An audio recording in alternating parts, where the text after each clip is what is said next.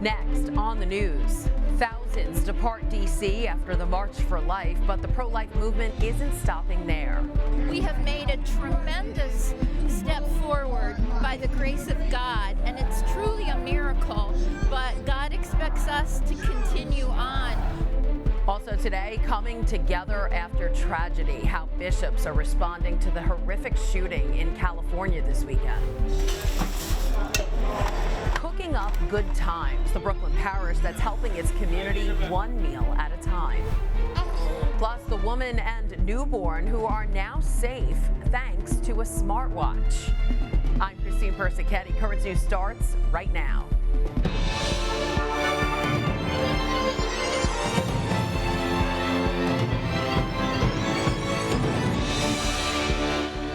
The March for Life may be over, but the fight for life is just beginning. Months after the Supreme Court overturned Roe v. Wade, pro-lifers descended upon Washington, D.C. on a mission to defend the unborn.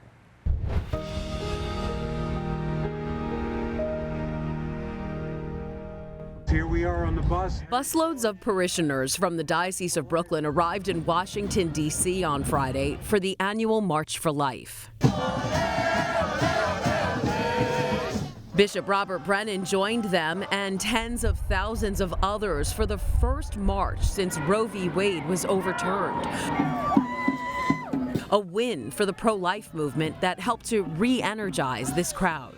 We have made a tremendous step forward by the grace of God, and it's truly a miracle, but God expects us to continue on.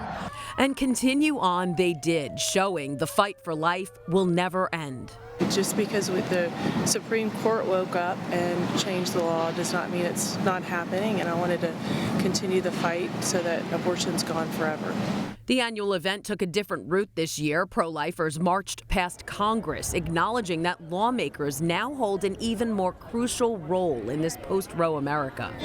I want our lawmakers to know that life begins at conception, and that anything other than that is a lie that's being told by the abortion propaganda machine.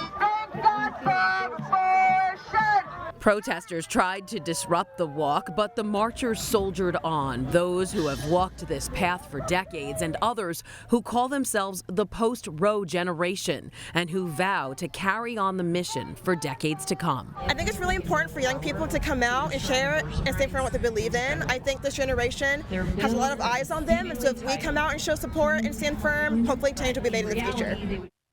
National correspondent for The Tablet and Crux, John Lavenberg, was also among the crowd of marchers. He's just back from Washington, D.C. and joins us now here in the studio. Hi, John. Hi, Christine. Thank you for having me.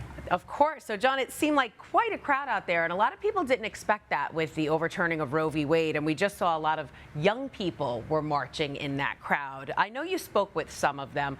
What motivated them to take part in the march? Well, Christine, you're exactly right. It was a huge crowd, and approaching the start of the march, there weren't as many people, so you'd wonder how many people would come, and then as it started, that crowd really filled in and overtook the mall and then went on the march. But as far as young people go, you know, what brought them out was the fact that they're young, so for them, it's just about advocating for mothers and the pregnant mothers. And so for them, you know, Roe v. Wade wasn't something they really focused on. It was just about the mothers, and that's how they're going to continue this fight. You spoke with some people from the Diocese of Brooklyn as well, right, who have been there in years past.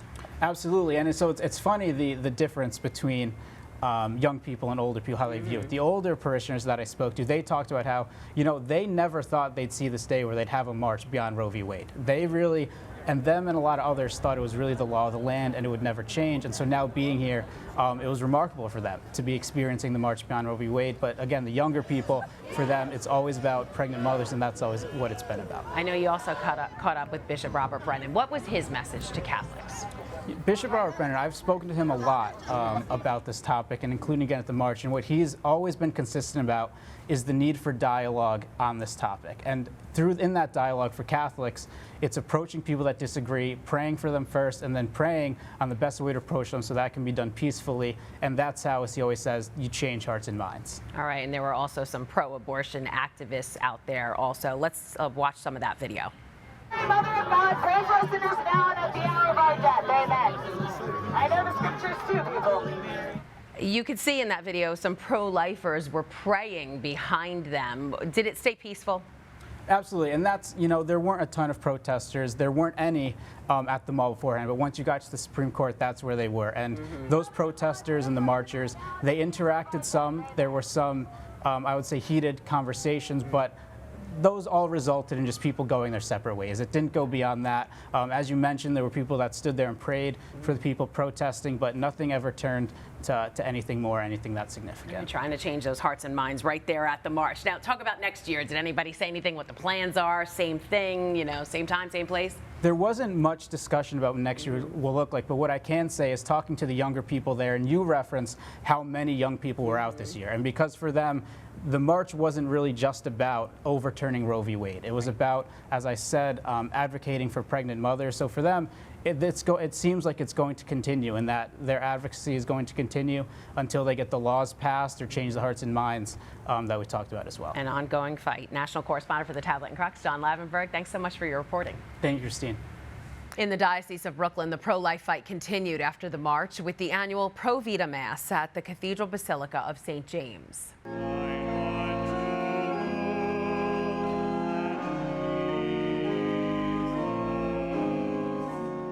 The liturgy, meant to celebrate the gift of human life, is sponsored by the Knights of Columbus and the Diocese of Brooklyn. Bishop Brennan was the main celebrant, and during his homily, he celebrated this first year following the fall of Roe v. Wade, but reminded the pro-lifers present that there is still more to do. We also recognize that we have an awful lot of work to do. You see, because part of the problem, or part of the issue for us, is to change the law. But legal victories and political victories only go so far. What we really need to do, and what we've been working at, is to transform the culture, to change hearts and minds. Also during the Mass, awards were given out to men and women who continue to promote the culture of life. For more coverage on the pro-life fight in the Diocese of Brooklyn and beyond, stick to the pro-life newspaper. The Tablet has all the latest updates on the March for Life and the battles happening state by state now that Roe has been overturned. And you can read it all online at thetablet.org. A different kind of rally took place after the March for Life. On Sunday, the Women's March took place nationwide. The annual march, which began in 2017 to march against then-President Donald Trump, focused on abortion rights this year. Women and men came together to support their cause, arguing that abortion is health care. We're marching for our rights. We want the bans off our bodies, and we want to have the right to have abortions safely and legally. Vice President Kamala Harris spoke in Florida and said the White House is, quote, on the right side of history. And while at that rally, the vice president also mentioned that the administration will issue a memorandum protecting abortion pill access. She also hinted that the White House may not stop there. Members of our cabinet and our administration are now directed, as of the president's order, to identify barriers to access to prescription medication and to recommend. Under these potential rules, it'll allow doctors to legally prescribe and dispense abortion pills. And here in New York, obtaining abortion pills will be easier thanks in part to a new initiative at health clinics. There is just this hidden secret that women have suffered silently, and they really felt that no one heard them, but I did. The initiative already began in the Bronx, but 3 other clinics will dispense the medication by the end of this year. Even people from out of state will be able to get the pills. According to the city, the 4 sites together could give out up to 10,000 per year. Remember, that's in addition to the city's hospital system where the pills are already available. It's an uphill abortion battle in New York, but the bishops there have made a pro-life pledge to work toward a new future. They conceded that the procedure will probably continue to go unfettered in the state widely considered the abortion capital of the world. But they are sending a message to moms in need. We will not abandon you. They made a pledge that any woman, regardless of beliefs or situation, can come to the Catholic Church and get the services and supports she needs to carry her baby to term. They also developed a new resources page. Simply visit nyscatholic.org/help for moms. That'll help you find a pro-life center near you. In addition, a statewide map is available that'll direct you to local Catholic parishes that have ministries available.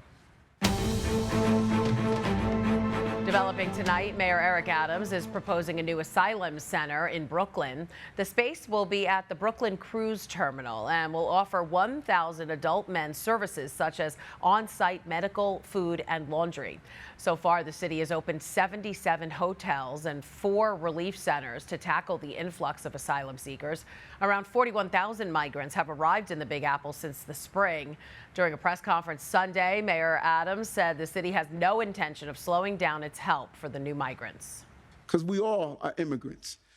Doesn't matter if it was the Mayflower, or if it was the Greyhound, or if it was in the belly of a slave ship. We came from somewhere, and we all identify with those who are pursuing the American dream. Just a few months ago, Mayor Adams closed a huge tent structure on Randall's Island meant to house 500 migrants.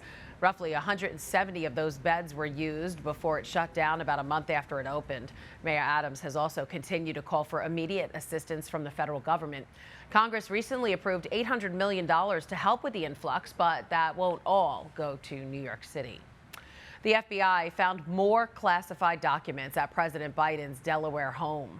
The items were discovered during an agreed-upon search on Friday that lasted nearly 13 hours.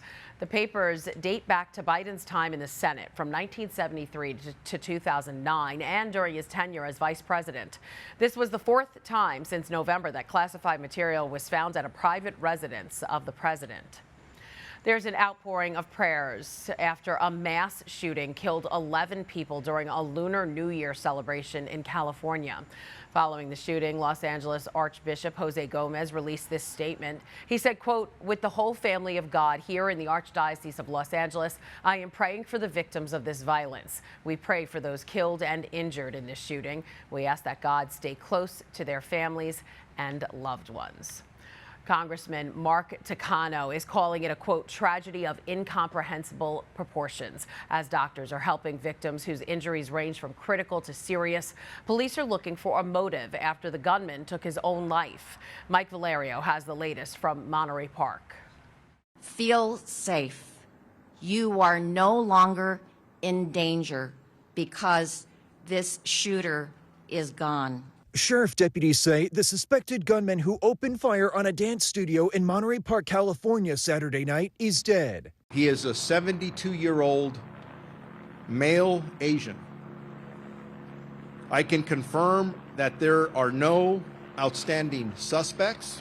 The sheriff says the suspect shot himself in his van during a standoff. Investigators are still searching for the motive behind the deadly attack, devastating the majority Asian American community on the eve of its Lunar New Year celebration. We're looking at all criminal history, mental health history, and seeing if there's any gaps that were there that we may have missed. He used to be a regular at the Star Ballroom Dance Studio and even met his ex-wife there. Shortly after the attack in Monterey Park, authorities say the same suspect went to a second studio in nearby Alhambra, but people there were able to disarm him before he fled. And while authorities continue their investigation, the tight-knit community is left to grapple with the senseless violence. This is normally very family-oriented, but we're shocked to hear that that it's happening here.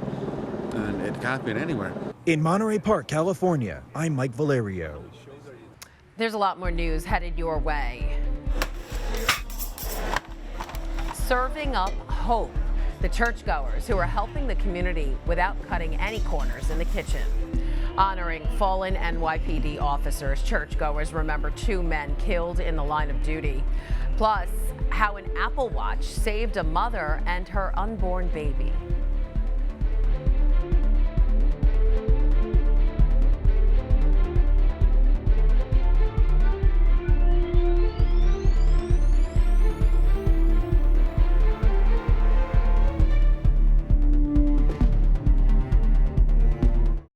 Currents News is sponsored by the Metropolitan Opera. Dialogue des Carmélites is running through January 28th. For tickets, go to metopera.org.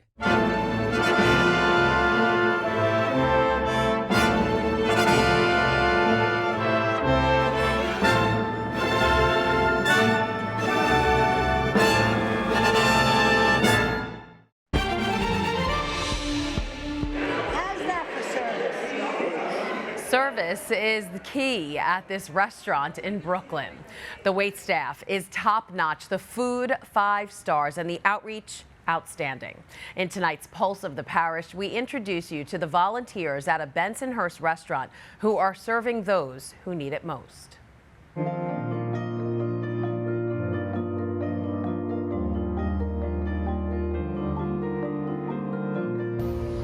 There's always traffic going by St. Dominic's in Bensonhurst, and that was the case even before it became a church, according to former pastor Monsignor David Casado. As I said, it was a bakery, and people came here to get fed. Well, people come here to get fed yet. They're fed on the Eucharist. Built in the 1970s after an influx of Italian immigrants, St. Dominic's still meets the needs of its now largely Hispanic community and beyond. Through outreach, this bakery-turned-parish is still feeding its visitors. They're mixing the mashed, braising the beef, and getting ready to break bread. They're not cutting any corners either, as this chef and his staff prepare for a pretty special dinner, where they're not only serving up a hot meal, but a helping of hope. This dining hotspot is located in the gym at St. Dominic's Church. It's called Hope's Kitchen. We hope to bring them hope of better days ahead, hope in the realization that they're not alone, they're not forgotten, they're not outcasts, they matter. And the homeless people who come here for dinner once a month, like Michelle Jackson, say they feel like family. It's not like we're coming to a stranger's house. No. We're coming to a family's home for dinner. That's thanks to the volunteers. How's that for service? Parishioners, who include students from Xaverian High School. I feel God here, when we're all preparing the bread, the salad. You feel, presence of God because the joy, you just feel the joy in the air of helping these people. Because you know how much it means to them. The students say they get as much as they give when putting their faith into action. I need about 2 minutes. Because they're not only dishing out food, they're lending an ear and showing respect. It's the sense of the old world, that real interaction. You don't really see it in the street. A lot of people are afraid to come out of their shell and interact with people because they judge you by how you look or appear.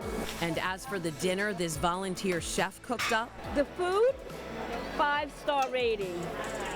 Make sure you get that right. I said 5 stars. Chef Michael Ayub says whether he's cooking for Xaverian students, paying customers at the restaurants he owns, or here at Hope's Kitchen, one ingredient is always the same. Love. It's comfort. It's breaking bread together. It's being, together as a community. And as fractured as some of these families are, to have this time of communally sitting down, it's really, something not only warming for the soul, but also warming for your stomach. Mighty eternal God, we thank you for the opportunity to share a meal together. Deacon Anthony Mamaliti calls it a labor of love. They come here and they give of themselves to help others. And we are fulfilling Matthew's gospel. Whatsoever you do to the least of my brothers, that you do unto me. And now you know the Hope's Kitchen volunteers from St. Dominic's and how they make up the pulse of the parish. Really such a beautiful event. Hope's Kitchen at St. Dominic's is open the third Wednesday of every month. Do you know someone who goes above and beyond at your parish? Then we want to feature them right here on Currents News. Just email us at newstips@desalesmedia.org or call our 24-hour number 718-517-3122. Row after row of uniformed officers came to St. Patrick's Cathedral Saturday to honor the one-year anniversary of the loss of NYPD officers Jason Rivera and Wilbert Mora.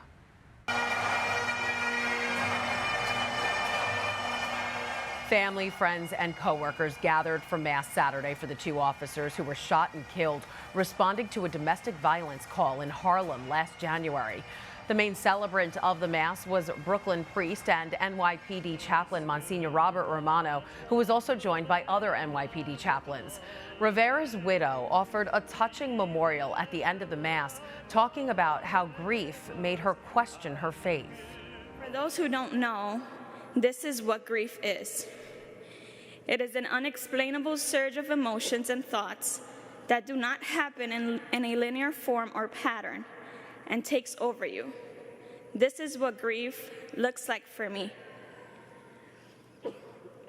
But as I begin to learn and process life without Jason, I am also relearning how to trust God and His will. And one of the things I am also learning is that God works in mysterious ways. Through sorrow and pain, there could also be a rebirth. I am blessed to say that Jason and I will be expecting our miracle this spring. Although Dominique received a standing ovation following her speech. The Riveras were childhood sweethearts who were only married for a few months before Jason was killed. At the same time, the Catholic Church believes that in vitro fertilization is never acceptable because it removes conception from the marital act. Many embryos can also be destroyed at some point during the process. Hundreds of people gathered at Graceland on Sunday to pay their respects to Lisa Marie Presley. The only child of Elvis was laid to rest in the Garden of Meditation right beside her son, who died from suicide in 2020, Benjamin Keough. The King of Rock, along with his parents, are also buried in the garden of the iconic Memphis mansion. During the memorial, her daughter and son-in-law revealed the singer had recently become a grandmother. Lisa Marie died on January 12th following a cardiac arrest at the age of 54. Still to come on Currents News. Third time I thought, okay, something's going on. An Apple Watch comes to the rescue, how the high-tech gadget saved this mother and her baby. Plus, how the Pope wants homilies delivered to you at Mass.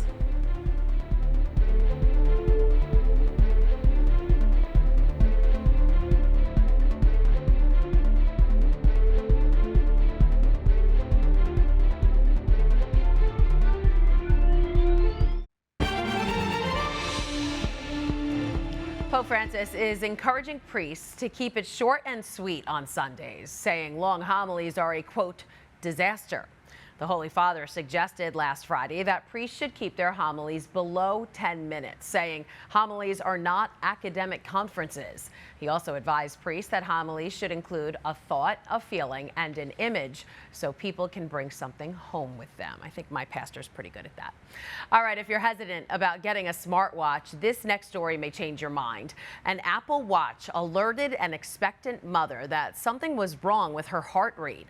It kept alerting her of dangerously high levels. She quickly went to the hospital, which doctors think may have saved her life as well as her baby's. Now she has advice for anyone using high-tech wearables. It's not just a, text message, help you find your phone alert. It's to pay attention to it and to listen, to your body. No, this isn't a one-time occurrence by an Apple Watch user. The tech actually helped out one of our producers last month, giving people an early warning to call an ambulance. And thank God he is okay. It's just amazing. And that is Currents News. I'm Christine Persichetti. Thank you for joining us because we are putting your faith in the news. Hope to see you again next time.